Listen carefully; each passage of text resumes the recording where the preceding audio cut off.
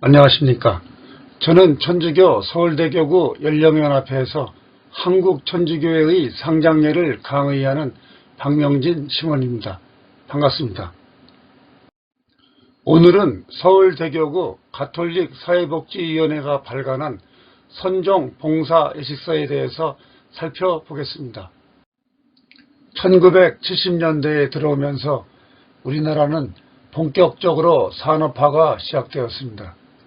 많은 농어촌 인구가 도시로 유입되었고 도시본당도 급격하게 늘어나는 교우들로 인해 감당할 수 없는 포화 상태에 이르렀습니다. 그러나 계속 본당을 나누고 나누어도 본당을 나누는 것만으로는 해결할 수 없는 일들이 늘어났습니다. 특히 농어촌에서 유입된 인구들이 소수를 제외하고는 결국 변두리의 도시 빈민으로 전락하고 하루하루를 겨우 버텨야 했으므로 이들에게 닥치는 온갖 고통에 대해 교회는 심각하게 고민하지 않을 수 없었습니다.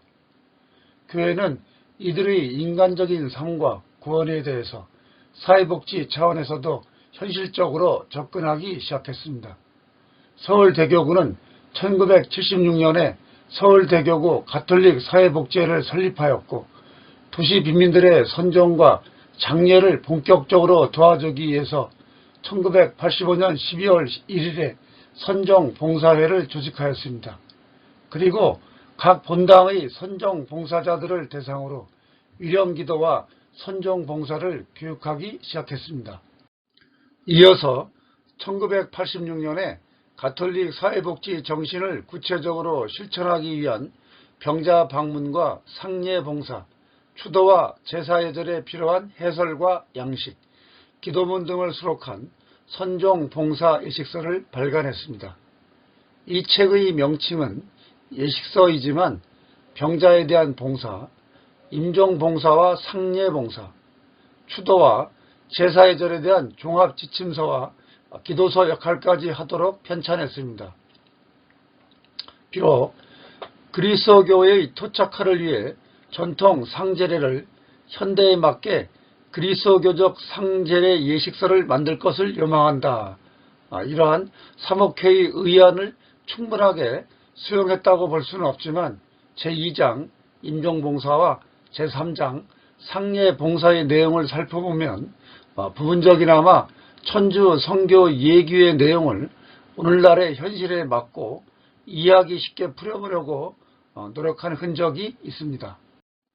제1장 병자에 대한 봉사활동은 병자에 대한 일반적인 봉사활동, 죽을 위험이 있는 교우 병자에 대한 봉사활동, 교우 아닌 병자에 대한 봉사활동 등으로 이에 대한 설명과 함께 성사, 전례양식, 기도문 등을 수록하였습니다.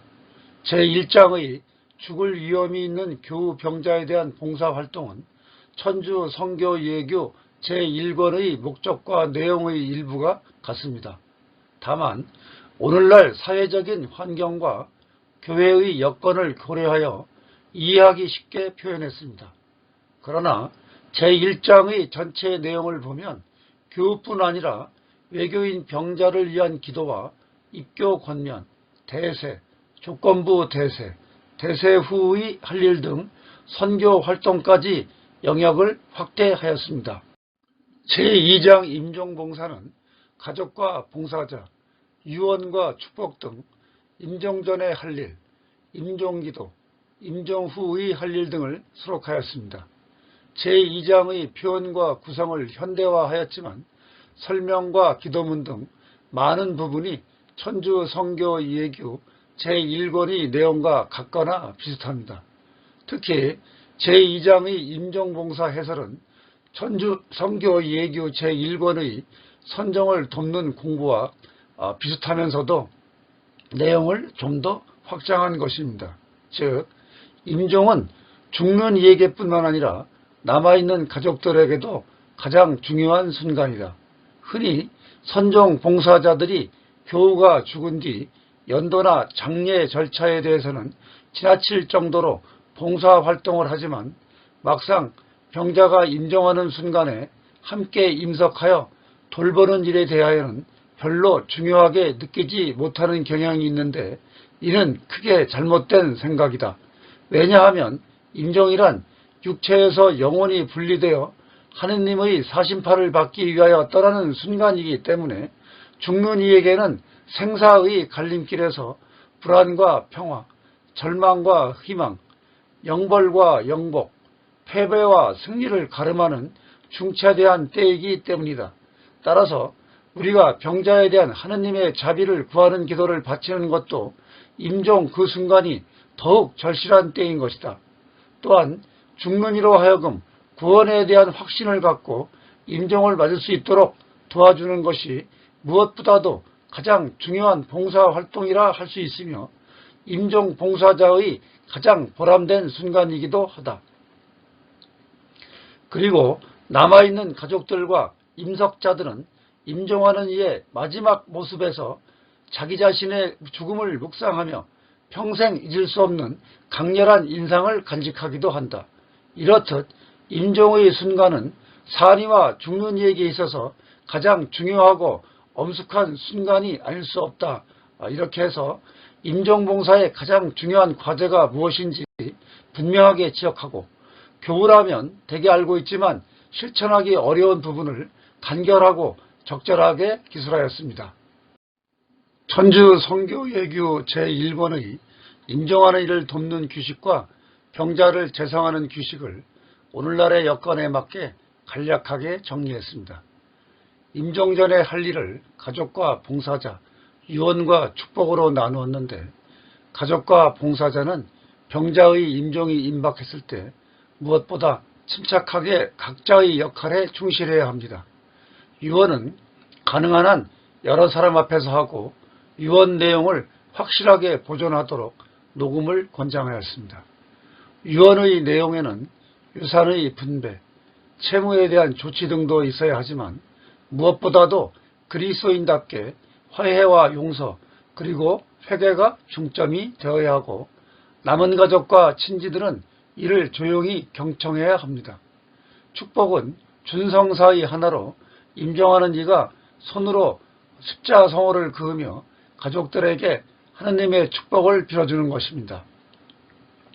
축복을 한 후에는 가족과 친지들이 임종하는 이에게 입맞춤을 하든가 손을 잡아 사랑과 일치를 표현합니다. 이어 가족들이 차례로 이마에 십자 표시를 하며 십자고상이나 묵주를 손에 쥐어주고 임종기도를 함께 바쳤습니다. 임종하는 이를 돕기 위하여 바치는 임종기도는 아직 의식을 가진 병자들에게는 인내로의 죽으심을 당하신 그리스도를 본받아 천상생명과 부활에 대한 희망과 몸소 죽으심으로 우리의 죽음을 이기신 그리스도의 힘으로 죽음에 대한 본능적인 공포를 극복할 수 있게 하는 것이다.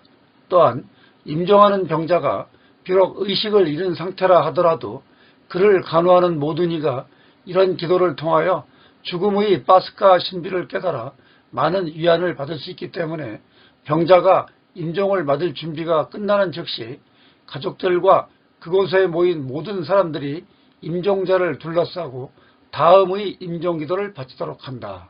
임종기도는 상황에 따라 덧붙이거나 생략할 수 있으며 기도 도중 병자가 운명하면 즉시 임종기도를 바치도록 한다. 이러한 자세한 해설이 있습니다. 임종기도의 양식은 성호경을 시작으로 화살기도, 영적 독서, 호칭기도, 운명기도 등입니다. 임종기도 양식에 실린 기도문들을 보면 운명기도의 일부분이 천주 성교 예규 제1권의 영혼이 육신을 떠나거든 즉시 아랫경을 염어라. 그런 거에 앞부분과 일치하는 것 같이 천주 성교 예규 제1권의 임종경, 임종도문, 영혼이 장차 육신을 떠나려 할 때에 이 아랫경을 외라. 충문, 임종하는 이에게 가장 유익한 경문, 영혼이 육신을 떠나거든 즉시 아랫경을 염어라. 임종 후 충문, 이런 기도문의 일부와 같습니다. 병자가 운명하면 운명 기도를 바치고 임종한 이의 손에 고상이나 묵주를 들려주고 하반신을 얇은 이불로 덮어줍니다. 의사가 사망을 확인하고 나면 본당 신부에게 알리는 등 임종 후에 할 일을 구체적으로 설명하였습니다. 제3장 상례봉사는 대체로 1976년에 한국천주교 중앙협의회가 간행한 장례식서와 천주성교예규 제2권을 평신도 봉사자들이 쉽게 사용할 수 있도록 재구성한 것입니다. 상례란 임종에서 탈상까지의 기간 동안 행해지는 모든 예절을 말한다. 그런데 우리나라의 상례는 오랜 옛날 중국의 주자가례를 바탕으로 해왔기 때문에 너무나 번잡할 뿐만 아니라 불필요한 형식에 치우쳐 있으며 특히 그리스도를 믿는 우리로서는 도저히 수용할 수 없는 부분이 많은 실정이다 라고 하여 상례의 개념과 우리나라 상례의 유래를 밝혔습니다. 이어서 우리 봉사자들은 상가에 대한 올바른 봉사로서 죽은 이로 하여금 그리스도와 함께 영원한 생명으로 옮아가게 하며 유족들의 인간적인 슬픔을 부활의 희망으로 승화시키는 데 도움이 되도록 할 것이다. 상례는 한 집안에 국한된 일이 아니라 그 지역 공동체의 일이다. 그러므로 교회 봉사자들은 상주들과의 관계에 있어 서로 양보하고 도와줌으로써 일치를 드러내야 한다. 불필요한 허례허식이나 낭비를 피하고 그리스도교 정신에 맞는 경건한 상례가 되기에 힘써야 한다. 상가에 대한 봉사는 비단 유족뿐 아니라 외교인들에게 천주교에 대한 인식을 새롭게 하여 입교의 계기가 되는 좋은 기회이기 때문에 봉사자들은 더욱 헌신적인 봉사와 열심한 기도로서 이들에게 천주교 신자의 올바른 모습을 보여야 한다. 이렇게 해서 우리나라 상례에서 그리스도인으로서 수용할 수 없는 문제를 헤쳐나갈 뿐만 아니라 상례를 통해 올바른 그리스도교 정신을 구현할 수 있는 가톨릭 상례 봉사자로서 갖춰야 할 마음가짐과 태도를 명확하게 해설하였습니다. 이 제3장 상례봉사는 상가봉사, 장례 및 묘지봉사로 구분합니다. 상가봉사는 상가 방문의 요령과 주의사항, 시신이 굳기 전에 정성을 다하여 몸을 바로잡는 수시로 구분하여서 구체적으로 자세하게 설명하였습니다. 이어서 밤샘 기도, 즉 세상을 떠난 이를 위한 기도인 연도는 상가에서 밤샘을 하면서 유족을 위로하는 일이 우리 민족 고유의 미풍양속이라는 설명과 함께 가능한 한 많은 교우들이 돌아간 분의 빈소를 지키며 끊임없이 기도할 것을 권유하면서 말씀 전례와 세상을 떠난 이를 위한 기도를 수록했던 것입니다. 말씀 전례는 장례예식서 제1장 밤샘 기도와 입관 기도의 내용과 같지만 사제가 기도할 부분을 주송자가 대신하였습니다. 이 말씀 전례에서 바치는 시편 제129편, 제22편, 제113편은 천주 성교 예기와 달리 장례식서의 형식을 따라 사제 대신 주송자가 시편의 각절을 차례로 바칠 때마다 나머지 교우들이 후렴을 합송하는 형식입니다. 이 세 편의 시편을 이어 바친 다음에 제1독서와 응답송, 제2독서와 복음전 노래, 복음, 그리고 신자들의 기도를 한 다음에 주님의 기도로 마무리하였습니다. 이 말씀 전례 다음에 있는 세상을 떠난 이를 위한 기도는 천주 성교 예기의 초상을 그대로 따르고 있으나 시편 129편과 50편은 최민순 신부가 번역한 것을 사용하였습니다. 세상을 떠난 이를 위한 호칭 기도를 바칠 때 망자나 연령이 아닌 죽은 이의 세례명으로 하도록 하였습니다.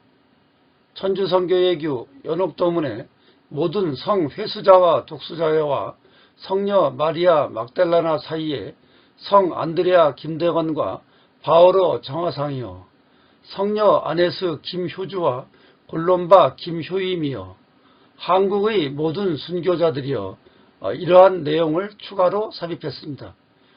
여기서 말하는 회수자는 단체에 속한 수호자, 독수자는 단체에 속하지 않은 수자로서 은수자라고도 합니다. 세상을 떠난 이를 위한 호칭기도 다음의 기도문들은 천주 성교 예기의 표기법을 현대화하고 일부 내용을 추가한 성교 예기의 내용을 그대로 따랐습니다. 그러나 세상을 떠난 형제나 친척 및 은인을 위하여는 가톨릭 기도서의 죽은 형제나 친척이나 은인을 위한 기도와 같고, 세상을 떠난 모든 믿는 이들을 위하여 이러한 기도는 가톨릭 기도서의 위령성월 기도에서 시편 129편 다음에 있는 기도문을 옮겨놓은 것입니다. 천주 성교 예기는 연령을 돕는 찬미경이 초상의 마지막 기도가 되지만, 선종 봉사 예식서는 찬미경 다음에 세 가지 기도를 추가하였습니다. 가톨릭 기도서 연도의 마지막 부분과 대체적으로 비슷한 내용이면서 표현 방법과 분량에 약간 차이가 있습니다. 또한 가톨릭 기도서는 사망일이나 장례날로부터 3, 7, 30일에는 이라고 되어 있지만, 선종 봉사 예식서는 세상을 떠난 날로부터 5일, 7일, 30일 등에 라고 하여 3일을 5일로 바꾸어 놓았고, 세상을 떠난 날로부터 장례까지의 기도문, 그리고 세상을 떠난 5일, 7일, 30일의 기도문에 대한 설명을 수록했습니다. 염습 및 입관을 천주 성교 예기와 달리 비교적 자세하게 설명하였습니다. 특히 수의에 대해서는 면직, 삼배, 비단 등으로 너무 호사스럽지 않게 만들어 입히는데, 평소 고인이 즐겨 입던 옷 중에서 깨끗한 것을 골라 단정하게 입히는 것도 좋다. 그러나 화학섬유 계통의 옷은 절대 피하여야 한다 라고 강조했습니다. 왜냐하면 화학섬유 계통의 옷이 잘 썩지 않기 때문입니다. 입관기도는 제50성형, 제129성형, 연옥도문, 충문 등을 바치는 천주 성교 예기와는 달리 장례예식서 제1장에 있는 시편 113편을 바치고 콜로새 신자들에게 보낸 편지 3장, 그리고 로마 신자들에게 보낸 편지 6장, 그리고 코린토 신자들에게 보낸 둘째 편지 4장 가운데 하나를 선택해서 봉독하도록 하였습니다. 출관예절은 천주 성교 예기의 내용을 그대로 따르고 있으며, 마친 기도를 바치고 출관예절 이후에 할 일에 대해서 다음과 같이 얘기하고 있습니다. 출관예절을 마친 후에는 시신을 성당으로 모셔가는데 그 지방 풍습대로 행렬을 한다. 맨 앞에 십자가를 선두로 양쪽에 촛불을 켜들고, 다음에는 고인의 영정을 모신 사람이 앞장선다.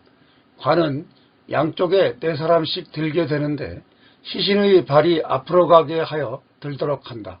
성당으로 향하는 동안 참석자들은 고인의 뒤를 따르면서 시편을 노래한다.